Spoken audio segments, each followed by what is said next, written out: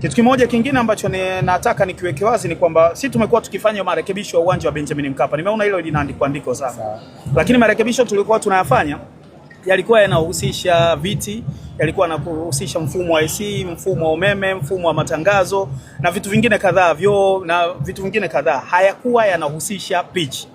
Pitch ilitengenezwa mara ya mwisho na CAF mwaka juzi wakati Simba walipokuja kucheza na Al Ahly hapa kwenye mchezo wa AFL, ufunguzi wa AFL. Na wakatupa kwamba mnaweza kuitumia kwa miaka miwili. Kwa hiyo kazi ambayo tumekuwa tukifanya ni kuimaintain. Tulipata bahati mbaya siku ile mvua siku ilitoka wapi ikatupiga masaa mawili kabla ya mechi, na kabla maji hayajakauka goma linabidi liwe uwanjani. Kwa hiyo uwanja ukaharibika na tuliufunga wenyewe. Kwa hivyo marekebisho ambayo tulikuwa tunayafanya hayakuwa yanahusisha pitch. Sisi pitch tumeruhusiwa kuitumia kwa miaka miwili, ambapo tutaanza kuirekebisha baada ya mashindano ya CHAN ambayo yanafanyika mwezi mzima wa 8 mwaka huu. Hilo naomba mtusaidie communicate, nafikiri tulikuwa hatujaliwasilisha sawa sawa, kwa hiyo likawa linaleta sintofahamu. Sawa sawa. Hii ni historia mpya inaandikwa. Kwa mara ya pili Simba wenyewe wanasema kwamba wanatinga hatua ya finali. Wanasema wewe uamini. Ila CAF ulikojezaliwa. Niko sijazaliwa.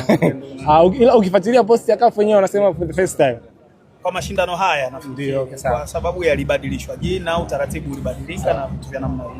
Lakini ni mara ya pili sisi tunajua.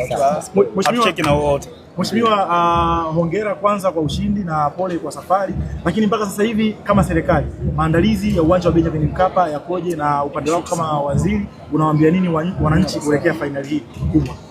Sisi maelekezo kutoka kwa Rais Samia Suluhu Hassan ni kwamba sisi hatutakiwi kuwa kipingamizi kwa namna yoyote ile ambayo tunaweza kuifanya shughuli ya Simba ikawa na mazingira rafiki na wao wakaweza kushinda, tutafanya hivyo.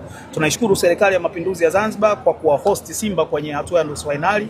Jambo lile limeonyesha mahusiano mazuri katika pande mbili za muungano, na Wazanzibari nao walitaka kuona mchezo wa hatua kubwa kiasi hiki unafanyika kwenye ardhi ya Zanzibar.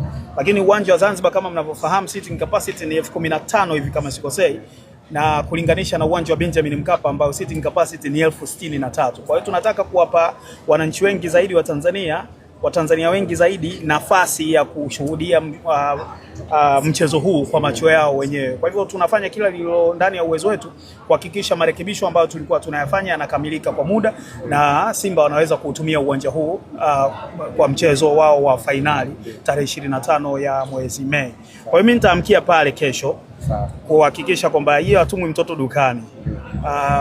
Ni maelekezo ya Mheshimiwa Rais na sisi tuko hapa kwa ajili ya kuyatekeleza.